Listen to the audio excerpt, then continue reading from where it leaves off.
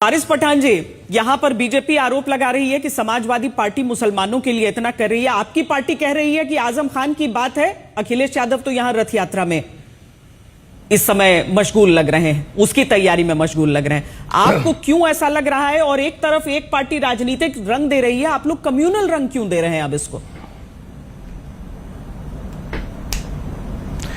देखिए श्वेता जी, बीजेपी मुसलमान विरुद्ध थी, मुसलमानों से नफरत करती है और आगे करती रहेगी, तो पूरा देश जानता है।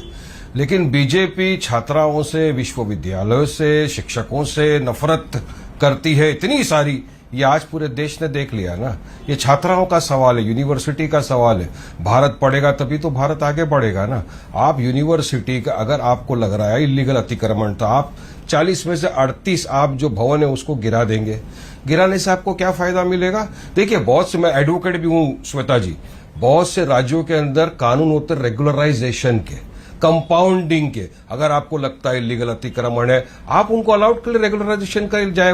वो पैसा भरे या जो भी उसका वो होता है वो भर के उसको रेगुलराइज करे। लेकिन आपको बुलडोजर ही क्यों चला के सब कुछ गिराना है? ये यूनिवर्सिटी को गिराना एक बहुत ही गंदी और सबसे बड़ी गिरी हुई हरकत है। ये समझ में, कोई पॉलिटिकल हिसाब से इसको नहीं बोल रहा हूं। इसको आप स्टूडेंट के ध्यान से देखिए, स्टूडेंट की जिंदगी से देखिए, स्टूडेंट के करियर से, भविष्य के साथ इसकी आप तुलना करेंगे तो आप कुछ शौक हो जाएंगे कि किसी देश में कहीं पर भी कि यूनिवर्सिटी को या स्कूल को नहीं तोड़ा जाता, नहीं बुलडोज किया जाता।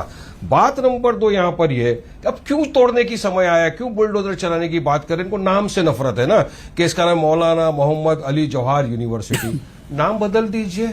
और मैं तो आज सोच रहा था कि भाजपा के तमाम मंत्री, बड़े बड़े प्रवक्ता जो लोग हैं, सॉरी, मैं आज ये सोच रहा था कि समाजवादी के जितने भी बड़े बड़े मंत्री, प्रवक्ता है, ये सब तो धरना आंदोलन करने बैठ जाएंगे कि यूनिवर्सिटी को इस तरह से किया जा रहा है। लेकिन बाद में मेरे को ख्याल आया, नहीं, ये नहीं बैठेंगे, क्योंकि यूनिवर्सिटी का नाम है मौलाना मोहम्मद अली जौहर यूनिवर्सिटी, और जिसने बनाया उसके साथ उसका सरनेम है खान। अगर सोचिए श्वेता जी, किसी यादव ने इस तरह की यूनिवर्सिटी बना दिया होता ना, तो कुछ नहीं, अभी तक सब रास्ते के ऊपर उतर जाते। अखिलेश ने जो राम ट्रस्ट का जो चंदा चोरी का विषय था, उस पर 20 ट्वीट कर दिए थे। अब तक अखिलेश जी कम से कम इसके ऊपर 40 ट्वीट कर दिए होते। लेकिन नहीं, वो तो अभी बाहर है, और ये टाइम ही ऐसा चुना है कि वो बाहर है। इस टाइम पे कर दो ताकि मेरा हाथ ऊपर हो जाए, मुझे कुछ देखे।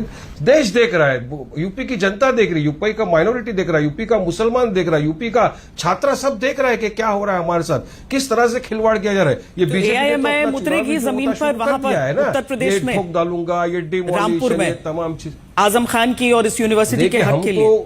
हम तो जो स्टूडेंट के अधिकार है, हाँ। देखिए, यहाँ पे सवाल किसी पॉलिटिकल पार्टी का नहीं है श्वेता जी, आप पहले इसको ध्यान में रखिए। सवाल है छात्राओं का, सवाल है एजुकेशन का, सवाल है शिक्षकों का, सवाल है हमारे स्टूडेंट के आगे के भविष्य का। ये स्टडी की बात है। इसमें मैं तो समझता हूं कि जितने यहाँ पे बैठे सबको अपनी अपनी पॉलिटिकल पार्टी का आइडियोलॉजी छोड़ के एक साथ खड़ा होना चाहिए और बोलना चाहिए कि यूनिवर्सिटी को आप बुलडोज नहीं कर सकते। तकरीबन 2500 से 3000 स्टूडेंट वहां पे पढ़ते हैं, आपको क्या नफरत है उनसे? और क्या पूरे लखनऊ के अंदर, अभी बताया उन्होंने भी, जो लखनऊ में रहते हैं, गौरव भी वहीं पे रहते हैं, 90% जो जगह है टोटल इलीगल अतिक्रमण है। क्या उनको तोड़ देंगे? जो डीएम बोल रहे हैं, डीएम की ऑफिस के बारे में सुन रहा हूं कि वो भी इलीगल जगहों के ऊपर बनी हुई है, तो वहां पे बुलडोजर चला देंगे क्या? लेकिन आपको छात्राओं के भविष्य के ऊपर क्यों बुलडोजर चलाना है? मेरा सवाल साफ है बीजेपी से, ये छात्राओं के साथ खिलवाड़ करना बंद कर दो। नीट में भी आपने 22 लाख छात्राओं के भविष्य के साथ खिलवाड़ किया, 12 से 13 छात्र ने आत्महत्या कर ली। महाराष्ट्र में टीईटी के वक्त में आपने छात्राओं के भविष्य के साथ खिलवाड़ किया। चूंकि एक शैक्षिक संस्थान है, क्या इसका कोई वैकल्पिक रास्ता नहीं निकल सकता है?